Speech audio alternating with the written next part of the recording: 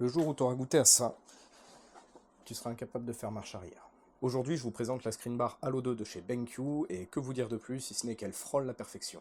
Pour ceux qui ignorent ce que c'est, une screenbar, c'est ni plus ni moins qu'une barre LED que tu vas venir placer au-dessus de ton écran qui va te permettre de réduire la fatigue oculaire pendant que tu joues, pendant que tu travailles ou autre, et en plus ça rajoute une petite note sympa au niveau de ton setup. Et si vous êtes à la recherche de ce type d'accessoires, sachez que vous êtes à la bonne adresse et qu'aujourd'hui je vous présente la reine des screenbars. Et quoi de mieux pour vous présenter cette screenbar que de vous la montrer en direct. Donc elle va se composer d'abord de la screenbar en elle-même qui mesure approximativement une cinquantaine de centimètres, qui est montée sur un support à ressort, c'est-à-dire que si je le lâche, il remonte automatiquement avec des patins antidérapants au-dessus et en dessous. Elle vient s'adapter à l'intégralité de tous les écrans. Elle est compatible avec n'importe quel écran, qu'il soit flat, incurvé, qu'importe la dimension. Idéalement jusqu'à du 34 pouces, je dirais. Au-delà, c'est des écrans vraiment plus grands, donc beaucoup moins pratiques, on va dire. Mais elle va pouvoir se poser dessus sans aucun souci. Pour l'alimenter, vous aurez un câble en USB type C d'environ 1,50 m de long, donc c'est compatible avec la majorité des setups. La grande partie d'entre vous n'auront pas un écran au-delà d'1,50 m de haut par rapport à sa multiprise, c'est quand même plutôt rare.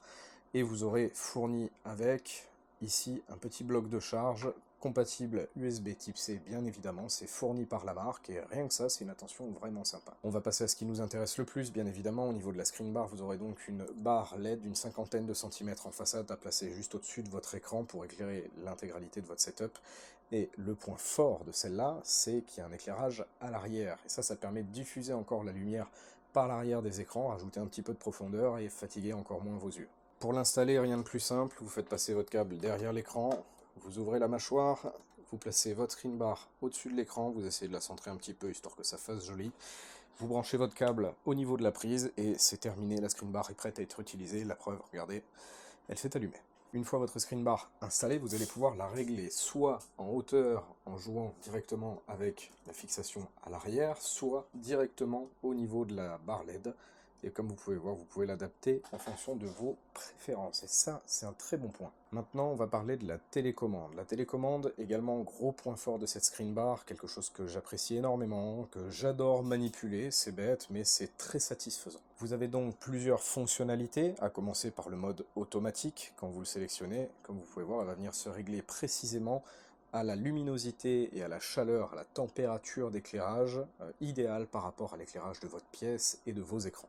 C'est une fonctionnalité que j'utilise tout le temps en fonction de ce que je fais, si je joue, si je travaille, et à chaque fois ça fonctionne, pas de problème. Vous allez ensuite retrouver les deux fonctionnalités principales de cette screen bar, c'est-à-dire la température de la lumière.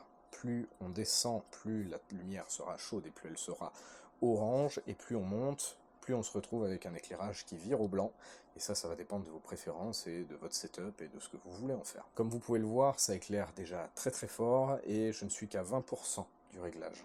Là on va régler la luminosité, on sélectionne la luminosité, et on va augmenter. Aller jusqu'à 100% partout, et comme vous pouvez le voir là, ça flash. J'en profite pour vous refaire une petite démo du mode automatique. On va donc cliquer sur la touche auto, et on voit qu'on passe de 6500 Kelvin à 4000, et au niveau de la puissance, on est à 30% et 24% pour l'avant et l'arrière, alors qu'on était à 100%. Le mode fonctionne vraiment bien. C'est plus sympa là, non? Mais c'est pas tout. On va aussi pouvoir régler indépendamment la puissance d'éclairage sur la partie façade et la partie arrière. Donc là, je vais venir sélectionner que la partie façade. Hop, venir chercher la luminosité, passer sur du 70% par exemple. Je resélectionne l'arrière, je laisse à 100%, je reclique et on a un 69% ici et un 100%. Et quand on va baisser, ça va baisser graduellement. Et ça, vachement pratique aussi pour s'apporter une petite ambiance en plus qui match vraiment bien. Et pour terminer avec cette télécommande, là-haut, vous allez retrouver un mode qui vous permet d'avoir une détection de présence. La détection de présence va faire que la light bar va s'éteindre au bout de 5 minutes où vous quittez votre bureau, et lorsque vous revenez, que vous vous asseyez à votre bureau, comme au début de la vidéo, elle va s'éclairer toute seule.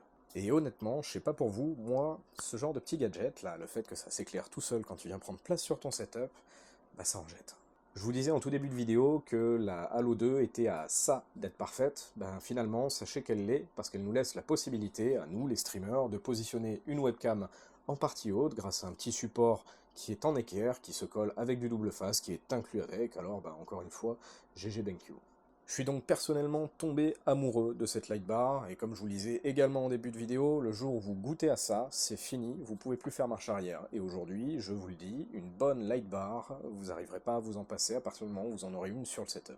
Alors par contre, on va parler d'un point, qui est la douloureuse, parce que cette light bar, elle est extrêmement quali, je pense qu'il n'y a pas mieux sur le marché actuellement, mais elle coûte aussi assez cher. À nouveau, quand on veut de la qualité, ça a un prix et c'est normal. On va pas acheter une Ferrari au prix d'une Twingo. Et cette screen bar, je l'ai retrouvée sur Amazon aux alentours de 180 euros. Maintenant, comme je vous le dis, quand on voit l'agrément, le confort que ça apporte sur un setup, en particulier quand on travaille, je pense que c'est un investissement qui vaut vraiment le coup. Alors 180 euros, d'accord, on est quand même sur une screen bar, encore une fois, très qualitative, avec une télécommande qui, idem, est très qualitative, gavée de fonctionnalités vraiment intéressantes, le petit mode automatique, le mode favori, on peut régler la luminosité à l'avant, à l'arrière de la screen bar, et petit bonus en plus, vous l'aurez remarqué, mais c'est du sans fil et rechargeable en USB type C. Donc, pour moi, BenQ, c'est du GG. Ce fut une vidéo un petit peu longue, j'en conviens, mais on arrive au bout de la présentation de cette screen bar Halo 2 de chez BenQ, et que dire si ce n'est foncé encore une fois.